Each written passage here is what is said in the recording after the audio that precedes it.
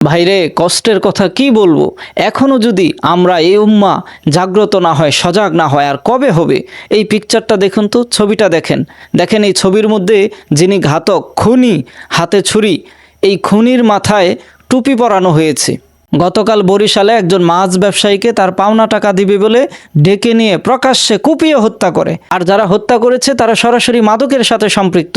এরা কিশোর গ্যাং নামে পরিচিত। টুপি পাঞ্জাবির সাথে এদের কোনো সম্পর্ক নাই। অথচ আমাদের দেশের একটি চ্যানেল ডিবিসি নিউজ এই সংবাদটা প্রকাশের ক্ষেত্রে যে ছবিটা তারা তৈরি করেছে, এই ছবির মধ্যে খুনির হাতে ছুরি দিয়ে তার মাথায় টুপি পরানো হয়েছে। ছবিটা তৈরি করা হয়েছে মাথায় টুপি দিয়ে। অথচ এই মাদক সেবনকারী খুনি কিশোর গ্যাং, তাদের মাথায় কোনো টুপি ছিল না, কিছুই না। পরে সচেতন মহলে যখন প্রতিবাদ শুরু হলো, পরে ডিবিসি চ্যানেলের পক্ষ থেকে বলা হলো যে আসলে এই পিকচারটা তারা এআই দিয়ে তৈরি করেছে, এবং এআই দিয়ে তৈরি করতে গিয়ে এআই নাকি পরিকল্পিতভাবে এই খুনির মাথায় টুপি পরিয়ে দিয়েছে। এগুলো কোনো কথা ভাই? এগুলো কোনো যুক্তি?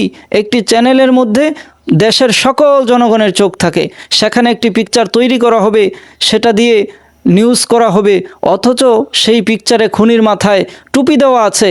এটা সাংবাদিকদের চোখে পড়লো না? প্রিয় ভাইয়েরা আমার, এগুলো ষড়যন্ত্র, এগুলো স্পষ্ট ষড়যন্ত্র। এ কারণে এখনই আমাদেরকে সজাগ এবং সচেতন হতে হবে। আলেম থেকে, ইসলাম থেকে, কোরআন থেকে মানুষকে দূরে সরানোর জন্য এই ধরনের নানা ষড়যন্ত্র চলছে। অবশ্যই ডিবিসি চ্যানেল পরবর্তীতে তাদের এই পিকচারটা তারা ডিলিট করে দিয়েছে। প্রিয় ভাইরা আমার, আপনাদের সকলের প্রতি আমার বিনীত অনুরোধ, বিশ্বস্ত মাধ্যম থেকে ইসলামের বিরুদ্ধে ষড়যন্ত্র করার যে সমস্ত পোস্ট ভিডিও আপনাদের চোখে পড়বে, সাথে সাথে এগুলো শেয়ার করে জনগণের মধ্যে ছড়িয়ে দিন, যেন সকলেই সজাগ এবং সতর্ক থাকে। আল্লাহ তাআলা আমাদের সবাইকে হেফাজত করুন, আমিন।